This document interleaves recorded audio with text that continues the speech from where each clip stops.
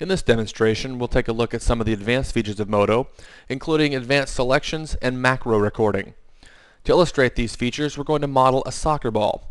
First of all, we'll start with the sphere tool, and we'll activate tessellation, a subdivision level of 6. The reason we're using tessellation is that it has some specific characteristics that are unique to a tessellated sphere that we can use to our advantage when modeling a soccer ball. In this case, it's the fact that there are several vertices that are joined by 5 edges. If we expand the selection, you can see this makes a perfect pentagon, which is perfect for the patches on a soccer ball. Let's go ahead now and select all vertices that share 5 edges. To do that, we can look in the Info and Statistics viewport under Select Vertices by Edge.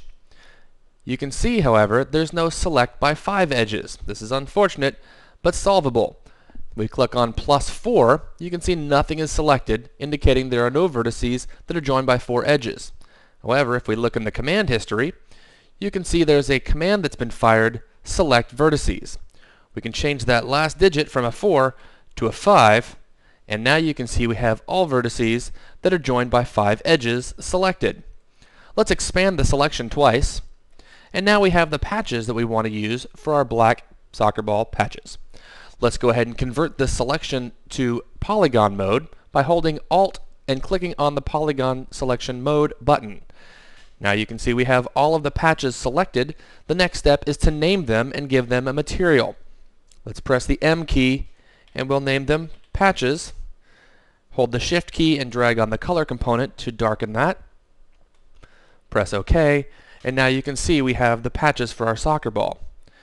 This is a slightly cheesy version of a soccer ball. What we need to do now is to bump these out so we have this patch and stitching effect. So let's go ahead and select these polygons again. Under Polygon Select, by Material, Patches. So we can quickly select that patch selection set. Let's activate the Bevel tool and click to activate the handles and drag them out. You can see if we scale them slightly, all the patches are scaling together. If we deactivate the group polys, you can see that each polygon then is beveled individually. In this case, group polys is what we want. We'll scale this back a little bit. Scale a little more. That looks pretty good. Now we've got the black patches done and we need to do the white patches. Unfortunately, the white patches all share edges, so we can't do them simultaneously. We have to do them individually.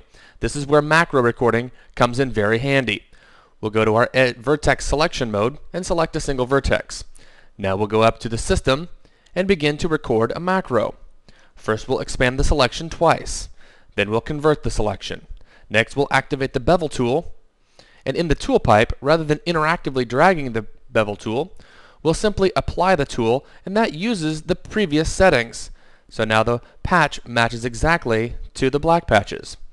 Switch to the vertex selection mode and stop recording your macro. Now if we select a vertex on another portion of the model, replay the macro, and you can see we have a new patch created. Since we've fired the replay macro command, let's look in the command history. Here we can see replay recorded macro. We can now right click, map that to a key, and we can set it to Control Escape.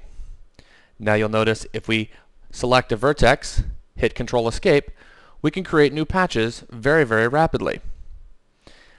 If your patches aren't contiguous, such as the case here, we can do multiple patches simultaneously.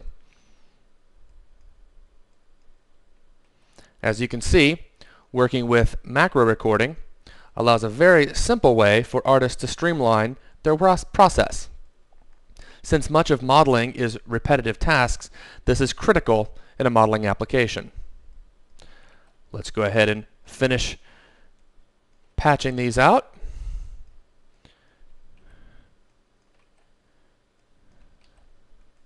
Couple more.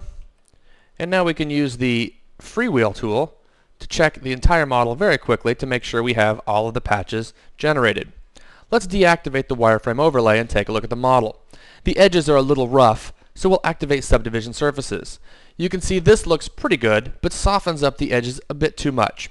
We'll go back to polygon mode and use a non-real-time subdivision of smooth.